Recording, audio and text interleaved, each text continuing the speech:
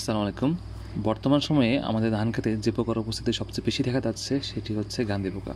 আমাদের দেশে এই গান্ধি পোকা সাধারণত ধানের যখন শীষ বেরোতে শুরু করে এবং দুধ পর্যায় পর্যন্ত ধান খেতে গান্ধি পোকা প্রচুর ক্ষতি করে থাকে। দুধ পর্যায় হচ্ছে আপনি যদি ধান টিপ দেন তাহলে দেখবেন দুধের মতো একটা অংশ বেরিয়ে আসছে। এটি কিন্তু খুবই মিষ্টি। এই মিষ্টি হওয়ার কারণে গান্ধি পোকা এটি খেতে শুরু করে। গান্ধি পোকা ধানের যে অংশে আক্রমণ করে সেই অংশ কালো হয়ে যায়, কালো ডট স্পট পরে, এমনকি পুরো ধানটি কালো হয়ে যেতে পারে, কারণ গান্ধি পোকা ধান থেকে এই দুধ পর্যায়ে চুষে ধানের পুরো রসটি খেয়ে ফেলে, পরে ধানটি চিটে হয়ে যায়। আমরা যখন ধানগুলো মাড়াই করি তখন ধানগুলো ভেঙে যায়। এই গান্ধি পোকা আক্রমণের কারণে আমাদের জমির ধান 10 থেকে 20% পর্যন্ত নষ্ট হয়ে যেতে পারে। তাহলে আপনার জমিতে যদি 10 মণ ধান হতো সেখানে আপনি 8 মণ ধান পাবেন, বাকি 2 মণ গান্ধি পোকার কারণে নষ্ট হয়ে যায়। গান্ধি পোকাটি দেখতে বাদামি বর্ণের, লম্বা এবং পিছনের দিকে ডোরা কাটা দাগ আছে। এই গান্ধি পোকা ধরলে পিছন দিক থেকে সে গন্ধ ছাড়বে, সেই গন্ধের কারণে আপনি ধরতে চাইবেন না। গান্ধি পোকা যাকে শত্রু মনে করবে সে তার দিকে গন্ধ ছাড়বে। গান্ধি পোকা সে নিজে গন্ধ ছাড়লেও সে অন্যের গন্ধ সহ্য করতে পারে না। তাই গান্ধি পোকা ক্ষেত থেকে দূর করার জন্য আমাদের কৃষকরা ইঁদুর মরা, শামুক মরা ক্ষেতে ঝুলিয়ে রাখে, যাতে ইঁদুর শামুক মরার গন্ধে গান্ধি পোকা ক্ষেত থেকে চলে যায়। আবার আপনি দড়ি বা রশি দিয়ে কেরোসিনে ভিজিয়ে আপনি পুরো ক্ষেতের এক পাশ থেকে আরেক পাশে টানেন, তাহলে কিন্তু কেরোসিনের গন্ধে গান্ধি পোকা চলে যাবে।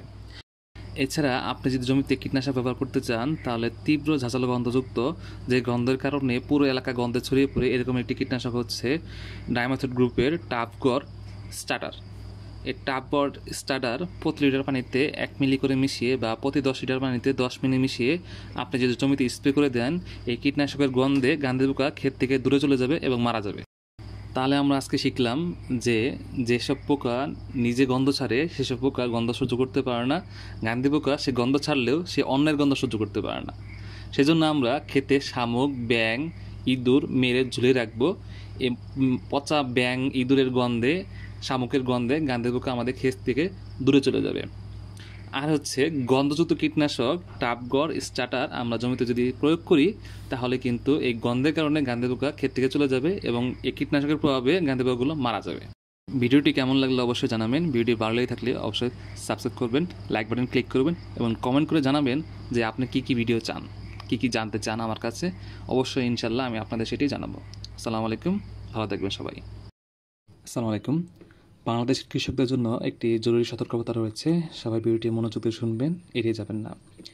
আগামী 2 থেকে 6 এপ্রিল সারা দেশের বেশিরভাগ এলাকা, বিশেষ করে ঢাকা, রাজশাহী, রংপুর, খুলনা বিভাগের বেশিরভাগ এলাকার উপর দিয়ে মাঝারি থেকে তীব্র তাপপ্রবাহ বিরাজ করছে। তাপপ্রবাহের তীব্রতার কারণে বেশি ঝুঁকিপূর্ণ এলাকা হচ্ছে টাঙ্গাইল, রাজবাড়ী, মানিকগঞ্জ, ফরিদপুর, কুষ্টিয়া, জয়পুরহাট, নওগাঁ, চাপাই, রাজশাহী, নাটোর, বগুড়া, সিরাজগঞ্জ, পাবনা, মেহেরপুর, চুয়াডাঙ্গা, মাগুরা, ঝিনাইদহ ও যশোর। এসব এলাকার উপর দিয়ে মাঝারি থেকে তীব্র তাপপ্রবাহ বিরাজ করে।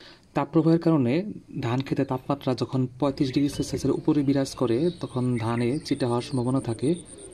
তাপপ্রবাহ থেকে ধান ফসল রক্ষা করার জন্য বা চিটা রোধ করার জন্য জমিতে সর্বদা 5 থেকে 7 সেন্টিমিটার পানি ধরে রাখুন। এই সময়ের জন্য পানির ঘাটতি না হয় সেটি খেয়াল রাখবেন।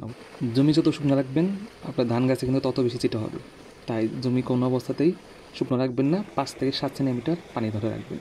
পুরো এপ্রিল মাসে পানি ধরে রাখার চেষ্টা করবেন, কারণ এই সময় তাপদাহ বিরাজ করে বাংলাদেশে, বৃষ্টিপাত হয় না, তাপমাত্রা অলওয়েজ 35 ডিগ্রির উপরে থাকে। তাই সর্বদা জমিতে পানি ধরে রাখুন। আর এই সময় দেখবেন যে দিনে তাপমাত্রা প্রচুর বেশি থাকে এবং রাতে তাপমাত্রা কমে যায় এবং সকালবেলা কুয়াশাচ্ছন্ন আবহাওয়া বিরাজ করে। এই আবহাওয়াটা হচ্ছে ব্লাস্ট রোগের জন্য উপযোগী। দ্রুত কিন্তু আপনার জমিতে ব্লাস্ট ছড়িয়ে পড়তে পারে। তাই যারা ধান 28, 29 চাষ করেছেন তারা দ্রুত প্রতিরোধমূলক ব্যবস্থা হিসেবে দুপুরের পরপরই ট্রুপার 8 গ্রাম 10 লিটার পানিতে মিশিয়ে অথবা নাটিভো 6 গ্রাম 10 লিটার পানিতে মিশিয়ে 5 দিন পর পর 2 বার স্প্রে করে দেবেন। তাহলে ইনশাল্লাহ আপনার জমিতে ব্লাস্ট রোগের প্রাদুর্ভাব হবে না। আসসালামু আলাইকুম। বর্তমানে বাংলাদেশের কৃষকরা বড় চাষ নিয়ে ব্যস্ত সময় পার করতেছে। বাংলাদেশে হাওর বাওর, তারপর উঁচু জমি, নিচু জমি যেখানে সারা বছর পানি থাকে, এখন বর্তমানে পানি নেই, সেখানে বোরো আবাদ হচ্ছে। আমাদের দেশে ধান খেতে বিভিন্ন ধরনের পোকা আক্রমণ দেখা যায়। তার মধ্যে মাজরা পোকা, কারেন্ট পোকা, পাতা নড়ানো পোকা, তারপর হচ্ছে নুলি মাছের আক্রমণ দেখা যায়। তবে সবচেয়ে বেশি আক্রমণ হয় মাজরা পোকা। মাজরা পোকা ধান গাছে আক্রমণ করলে সেই ধান গাছে কোনো ধান হয় না, পুরো সৃষ্টি চিটায় পরিণত হয়। এই যে আপনার ভিডিও দেখতে পাচ্ছেন, এটি একটি মাজরা পোকা। বাংলাদেশে 3 ধরনের মাজরা পোকা দেখা যায়: হলুদ মাজরা পোকা, কালো মাথা মাজরা পোকা, গোলাপি মাজরা পোকা। আপনার ভিডিওতে যে মাজরা পোকা দেখতে পাচ্ছেন এটি হচ্ছে হলুদ মাজরা পোকা। এর চেনার উপায় হচ্ছে পাখার পিছনের দিকে দেখেন দুটো ডট আছে, এই যে দুটো ফটো আছে। মাজরা পোকা পাতার আগার দিকে ডিম পারে এবং 7 থেকে 9 দিন পর ডিম ফুটে কীরা বের হয়। কীরাগুলো মাকড়সার জালের মতো সুতা তৈরি করে সে নিচের দিকে লাফ দেয়। সে নিচের দিকে নামতে নামতে যখন কাণ্ড পায় তখন সে কাণ্ডে ছিদ্র করে ভিতরে ঢুকে। কাণ্ডের ভিতরে সে টিস্যুগুলো খেতে শুরু করে। খেতে খেতে যখন গিট বা নোডে আসে তখন সে কাণ্ডকে দুভাগ করে বিচ্ছিন্ন করে ফেলে। ফলে গাছ যে মূল দিয়ে পানি, পুষ্টি, সার শোষণ করে পাতার দিকে প্রেরণ করত বা শিশির দিকে প্রেরণ করত সেটি বন্ধ হয়ে যায়। ফলে মাঝখানে পাতাটি শুকিয়ে যায়, যাকে আমরা মরা ডিগ বলি।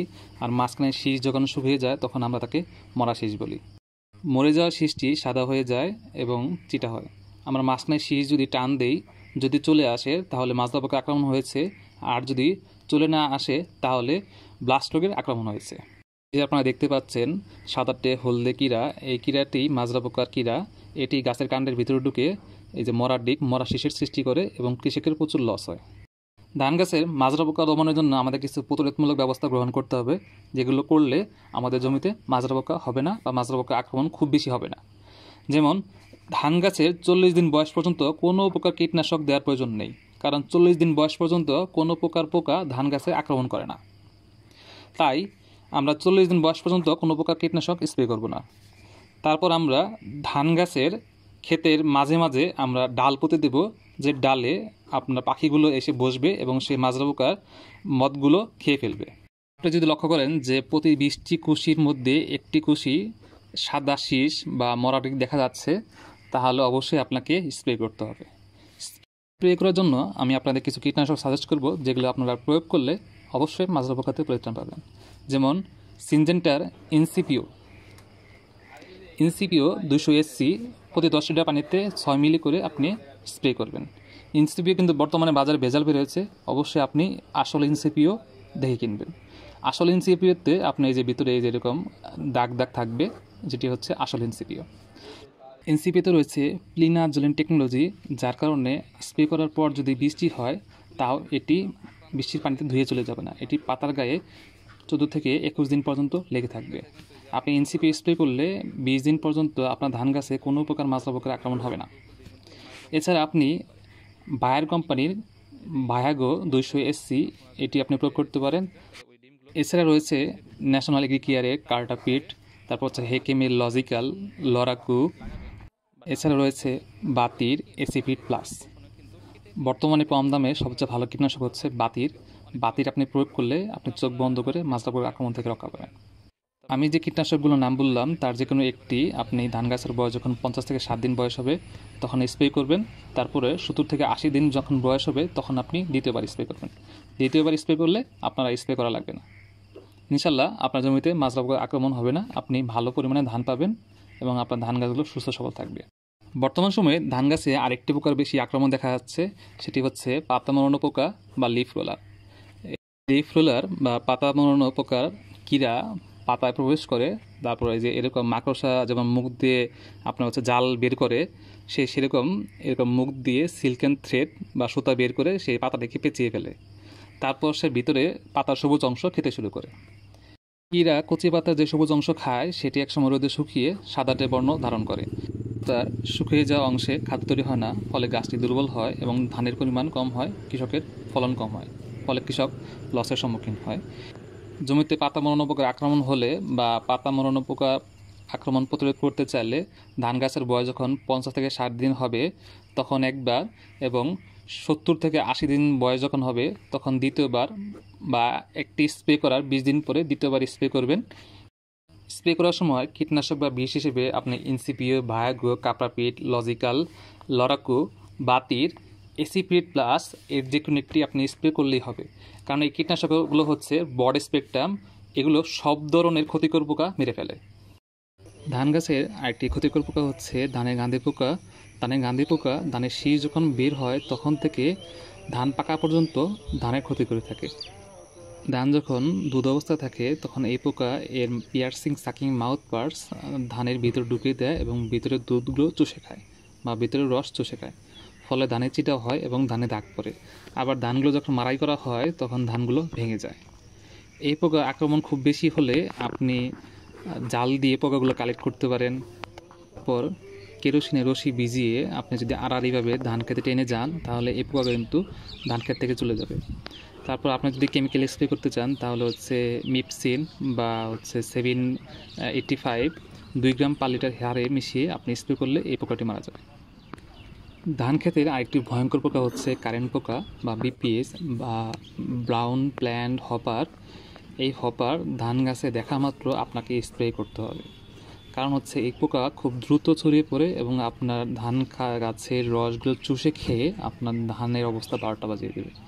এবং যে এরিয়া জুড়ে চুষে খায় সেই এরিয়া দেখে মনে হয় যে সেখানে বাস পড়েছে বা বাস পড়ার কারণে পুড়ে গেছে।